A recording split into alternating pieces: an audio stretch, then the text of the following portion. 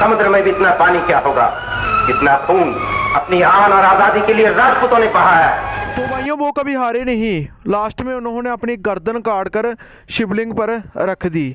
तो भाइयों इतने महान क्षत्रिय योद्धा थे। तो भाइयों जलालुद्दीन खिलजी जब 13वीं सदी के अंत में जब दिल्ली का बादशाह बना तो उन्होंने जो हमीर देव चौहान था उनकी जो राज देखा कि वो बहुत आगे बढ़ते जा रहे हैं। उन्होंने मालवा परमारों के जो एरिया थे, मालवा हो चाहे वो उज्जैन हो, मध्य प्रदेश के इलाकों से लेकर मथुरा दूसरी साइड से लेकर और तीसरी साइड गुजरात के कच्छ तक का अपना राज्य बनाना शुरू कर दिया। पूरे राजपूताना राजस्थान पूरे इलाके पर एक छत्र राज हो गया था उनका।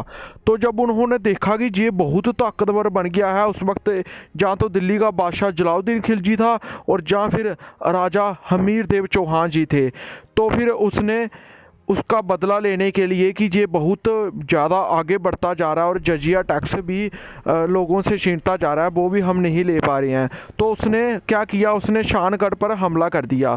धोखे से शानगढ़ उसने अपने कब्जे में ले लिया। जब रणथंभौर के क्षत्रियों को पता चला कि शानगढ़ हाथ से जा चुका है तो वो वहाँ से निकले और केसरिया पहनकर वो उन पर टूट पड़े। तो उन्होंने बुरी तरह से उनको हराया और वो भाग कर खड़ा हो गया। तो भाइयों दूसरी बार फिर उसने रणथंभौर पर हमला किया। इतने देर शानगढ़ क्षत्रियों ने वापस ले लिया था। जब दूसरी बार ये हमला किया तो वो इतनी बुरी तरह से हारा कि उसके जो झंडे थे वो भी क्षत्रियों ने पकड़ लिए। तो इतनी हार के बाद फिर वो कभी भी मुड़कर नहीं आया। तो जिसके बाद जो जलालुद्दीन खिलजी था उसके भाई था जो अलाउद्दीन खिलजी, उसने उसकी हत्या कर दी और ख़ुद अलाउद्दीन खिलजी वहाँ के तख्त पर बैठ गया। तो भाइयों उसके बाद अलाउद्दीन खिलजी एक बार गुजरात से जा रहा था लूट मार का माल लेकर। तो जो उसके सेनापति थे बादशाह, जो उसके सेनापति थे, जो दो सेनापति थे तुर्क, तो उनमें विद्रोह हो गया खान पीन और उसके जो माल लूटे हुए माल को लेकर। तो उसने रणथंभौर के चौहानों में शरण मांगी तो उन्होंने उसको शरण दे दी। लेकिन अलाउद्दीन खिलजी को जब ये पता चला तो उसने बोला कि तू अब मेरे जो सैनिक हैं वो वापस कर दे, हम तेरे पर हमला नहीं करेंगे। लेकिन वो नहीं माना। उसने बोला कि हम क्षत्रिय हैं और हमारी शरण में जो आ जाता है वो फिर वापस नहीं जाता, उसकी रक्षा करना ही हमारा कर्तव्य है। तो जिसको देखकर अलाउद्दीन खिलजी ने रणथंभौर पर हमला कर दिया।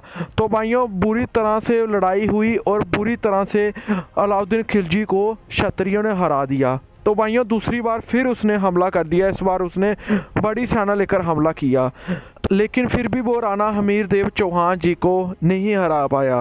वो बहुत ही शक्तिशाली राजा थे और उसने क्या किया कि उसने चारों तरफ जो महल था उसको घेर लिया।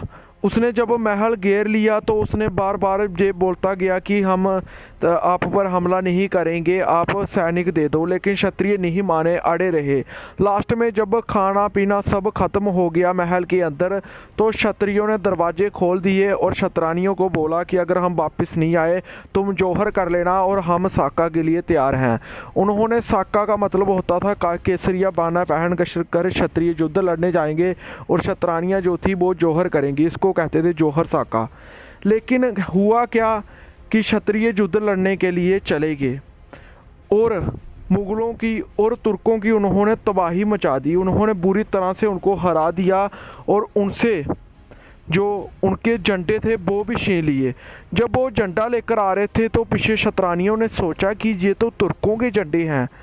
ये क्षत्रिय, उनको लगा कि हार गए। उन्होंने अग्नि पहले ही बाल कर रख दी थी तो उन्होंने उधर जौहर कर लिया। जब राजा हमीर देव चौहान पहुँचे तो उन्होंने देखा कि हमारी क्षत्रानियों ने तो जौहर कर लिया, अब हम जीकर क्या करेंगे। तो भाइयों उन्होंने तुर्कों को हरा दिया था, लेकिन धोखे से जब उन्होंने देखा कि ये तो धोखा हो गया, उन्होंने अपना शीश काटा और शिवलिंग के ऊपर चढ़वा दिया। ये था क्षत्रिय धर्म का राजपुत्र जिसने कितने हिंदुओं की जान बचाई होगी, हमारी कौम ने कितनी कुर्बानी दी होगी, ऐसे कितने योद्धा लड़े होंगे जिन्होंने अपनी कुर्बानी दे दी। रणथंभौर महल आज भी याद करो वो दिन जब भी आप देखने जाओ तो कितने क्षत्रियों ने कुर्बानी दी है। इन पर फिल्म बननी चाहिए जो एक बार भी नहीं हारे। लोग पूछते हैं कि क्षत्रियों ने क्या किया है।